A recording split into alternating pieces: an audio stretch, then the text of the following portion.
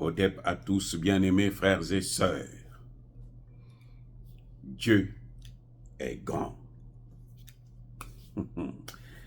J'aime bien cette phrase. C'est devenu comme un tic pour moi. Quand ça marche, je dis Dieu est grand. Quand ça ne marche pas, je dis Dieu est grand. On te donne un coup, tu reçois, ah, Dieu est grand. Mais Dieu est grand. Tu peux pleurer, mais tu dis Dieu est grand. Les amis, ce que subit l'Europe actuellement, c'est la conséquence d'avoir affaibli l'Afrique. C'est la conséquence de l'esclavage, de la colonisation, de tout ce qui est mauvais que nous avons subi, tout ce qu'ils nous ont fait subir. Ce n'est pas Dieu qui nous a fait subir, mais ce sont eux qui nous ont fait subir. Regardez l'Iran. Parce que l'Iran veut se protéger, avoir sa sécurité, on l'a mis sous pression, sous pression, sous pression. Aujourd'hui, l'Iran est la plus grande puissance du Moyen-Orient.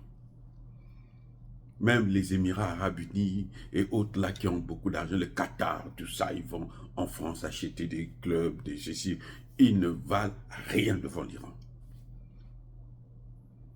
Je vous ai dit là, Cuba que vous êtes en train de voir là, demain sera une puissance à côté des États-Unis. Au point où les réfugiés cubains qui venaient insulter, comment vous l'appelez, Fidel Castro. Je ne dis pas que Fidel Castro était un ange. Les réfugiés cubains là, qui venaient pour l'insulter tout parce qu'ils voulaient seulement avoir la nationalité américaine. Ah, ce sont eux maintenant qui vont regretter pour mais comment on peut faire pour avoir aussi la place là-bas, dans cet Eldorado. Les mêmes sanctions qu'ils ont mis la Russie en sous-sanction pour détruire, parce qu'ils voulaient détruire la Russie. Ils voulaient couper la Russie en mini-morceaux. Aujourd'hui, cette Russie est devenue une grande puissance. 4e puissance économique du monde. 1re puissance militaire du monde. Tout ce qu'ils disent, la Corée du Nord envoie des soldats, des trucs comme ça. Tout ça, c'est des mensonges. Parce qu'il y a un problème d'hommes en Russie, mais plutôt en Ukraine. Il y a un grand problème d'hommes. Ils veulent envoyer leurs hommes directement combattre. Et oui. Ils veulent envoyer. Si la Russie a reçu 12 000, mais attendez, vous croyez que c'est ça, 12 000 qui vont venir faire la différence? Donner la victoire à la Russie? Quelle est cette façon de toujours minimiser les autres? Tout le monde est en train de voir ce qui est en train de se passer. La Russie a déjà gagné la guerre. L'Ukraine est affaiblie. Il demande à l'Ukraine de mobiliser maintenant des jeunes de 18 ans. Actuellement, c'est passé de 27 à 25. Maintenant, ils disent qu'il faut ramener ça jusqu'à 18 ans. Bientôt, on va demander aux bébés d'aller combattre.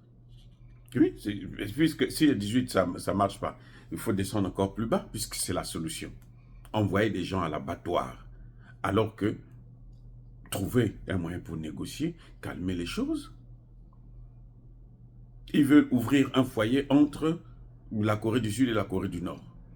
C'est la Corée du Sud qui se fâche pour dire non, la Corée du Nord n'a pas le droit d'envoyer ses soldats en Russie ou en Ukraine. Mais si elle envoie ses soldats en Russie, ça fait quoi? La Corée du Nord, là, est protégée par qui? Par les États-Unis. Oui, les États-Unis ont des bases militaires en Corée du Sud. Mais pourquoi la Russie, la Corée du Nord, ne peut pas aider les seuls pays qui l'aident quand ils sont en difficulté? Mais en Corée du Nord, c'est maintenant que la Corée du Nord commence à souffler, mais c'était terrible. Et vous croyez que la Corée du Nord donne les armes à Poutine, là, les munitions, là, les obus, les missiles et autres? Vous croyez que c'est gratuit? Poutine achète. Lui, ça lui permet de faire vivre son industrie militaire, de faire vivre son peuple, puisqu'il est sous embargo. Il ne peut pas aller ailleurs.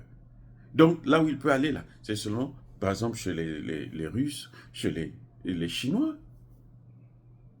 Les Russes sont en difficulté, vous ne pouvez pas faire autrement. Non.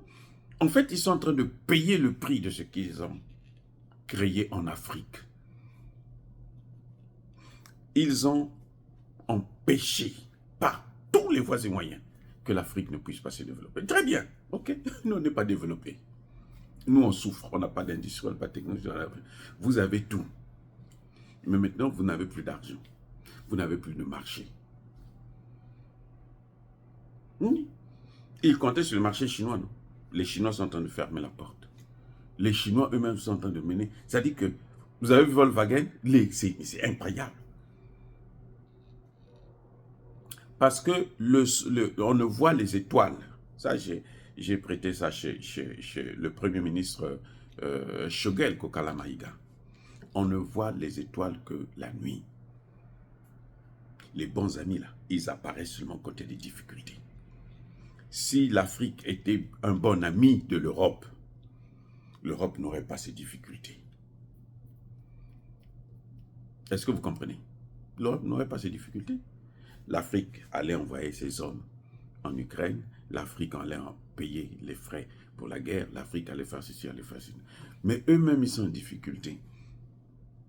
Et cette difficulté des Africains, ce sont les Européens et les Américains qui ont imposé ces difficultés-là. Puisque vous leur imposez les difficultés, maintenant que vous-même aussi vous êtes en difficulté, comment eux, ils peuvent venir vous aider? Même s'ils ont envie, ils ne peuvent pas vous aider. Regardez ce qu'ils sont en train de faire à la RDC. Ils sont en train de massacrer la RDC. 18 millions de morts.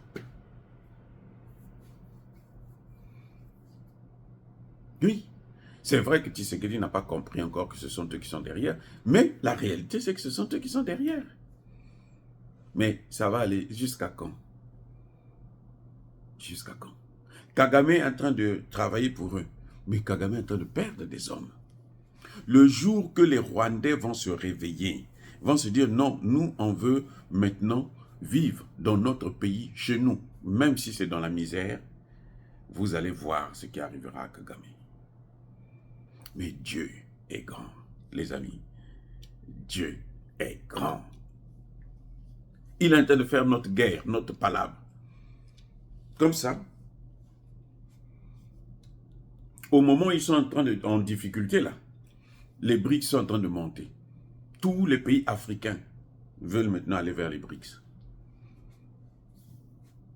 Bon, enfin, bien sûr, vous avez des pays comme le Rwanda et autres qui sont des larbins. Ils ne peuvent pas. Et puis, bon, ils n'ont pas de place là-bas. Parce que vous ne pouvez pas venir dans les BRICS avec ce type de politique. Vous voyez? Donc, et ça arrive au moment où eux, ils sont en difficulté. Nous, on est en train de lâcher, sortir du bateau. On dit non, restez avec vos difficultés. C'est vous qui nous avez attirés dans ces difficultés. Vous nous avez mis dans les difficultés et vous êtes en train de nous torturer. Maintenant, nous, on a la possibilité, on a appris à nager. On va commencer, on sort, on laisse votre bateau, vous allez couler avec votre bateau vous-même. C'est ça qui est en train de se passer en Europe. C'est exactement ça. Et le tour des États-Unis aussi arrivera s'ils continuent à persécuter d'autres États.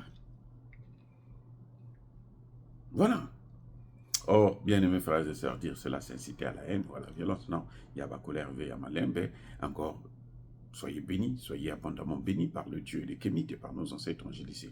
Mais que tous ceux qui persécutent le continent africain, le pillent et le déstabilisent, qu'ils soient noirs, blancs, chinois, arabes, juifs, indiens ou qui qu'ils soient punis, maudits, foudroyés, neutralisés, écrasés, effacés par le Dieu des Kémites et par nos ancêtres angélisés. Vive l'Afrique éternelle, j'ai dit et j'assume.